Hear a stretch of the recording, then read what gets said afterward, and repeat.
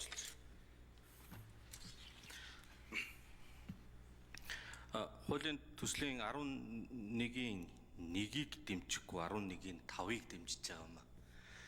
Тэгээд ямар учиртай гэхээр агуулга нь төвч байр сууриас хурлыг удирдах зохион байгуулах. За инхээр зэрэг мэдээж намын харьяалал бага бах тусмаа л илүү төвч байж чаднаа гэсэн агуулга. Тэгэхээр намын дарга баахан зохимжгүймаа гэж бид нар сая баахан шуугсан. Одоо ер нь намын гишүүнчлэлд түтгэлцэх зөв юм биш үү гэж.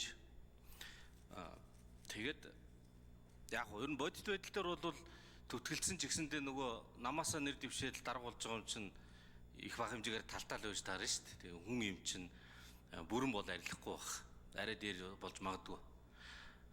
Эхний заалт нь ягаад дэмжихгүй нэг гэхээр зэрэг улсын их хурлын даргад олонхоос нэр дэвшүүлнэ.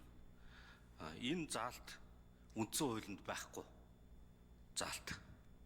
Монгол улсын үндсэн хуулинд болохоор улсын их хурлын дарга дид даргыг улсын их хурлын гишүүд дотроос сонгоно. Улсын их хурлын дид даргыг нам эвслийн бүлгүүдээс одоо нэр дэвшүүл сонгоно гэж байгаа.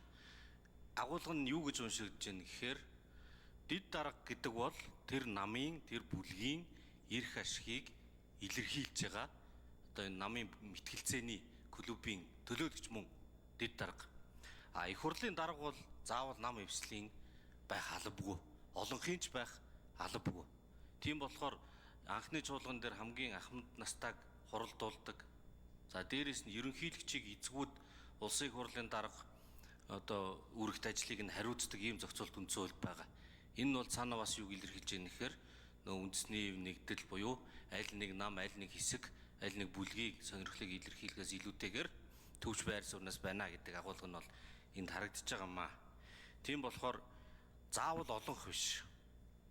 Заавал цөөнх биш. Гишүүдийн дотроос нэр дэвшүүлнэ гэдэг үндсэн хуулийн агуулгад хуулийн нэмэлт өөрчлөлтөө нийцүүлэх шаардлагатай болов. 2028 онд ардсан нам олонх болцохоор одоо манад энэ хэрэгтэй байж магадгүй гэж бол бодоогүй байх. Одоогийн нөхцөлд бол энэ хүчинтэй байгаа. Заалт энийг дахиад үргэлжлүүлээд оруулж байгаа. Тэгэхээр олонхын дотроос нэр дэвшүүлнэ гэдгийг нь хасаж болох уу? Энэ үндсэн хуультай таны бодлоор хаашлах зүйл байхгүй гэж бодож байна уу? Би бол үндсэн хууль дээр энэ агуулгыг харахгүй гай.